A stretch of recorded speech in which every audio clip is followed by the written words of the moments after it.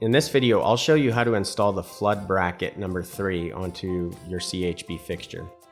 So the parts required for this installation include the BE CHP fixture, bracket 3, which is the stainless steel heavy duty bracket, and then the 2 stainless steel ears, and the hardware so that you can install your bracket. And those include the 4 bolts, which are 5 mils, and then 2 bolts, which are 10 mils, that come with the flat washers and the nuts as well.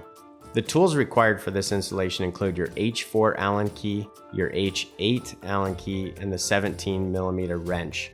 None of these tools are included. The BE CHP fixture comes standard with a loop mount already installed, so you don't need to remove the loop in order to install the flood bracket 3. So step 1 is attach the ears to the light fixture. On each side, just below the driver box, you're going to see 2 screw holes. So simply line up the screw holes from the ears to the black box and then screw in your 5mm bolts. It's also important to note that when you install the ears onto the fixture, make sure that the long section of the ear is pointed towards the cable gland. Otherwise, the bracket could cut the cable when it's adjusted. So step 2 is you're going to attach the bracket to the ears. So each side will require a 10mm bolt as well as the 2 flat washers. One of the flat washers is going to go on the inside and then the other one goes on the outside.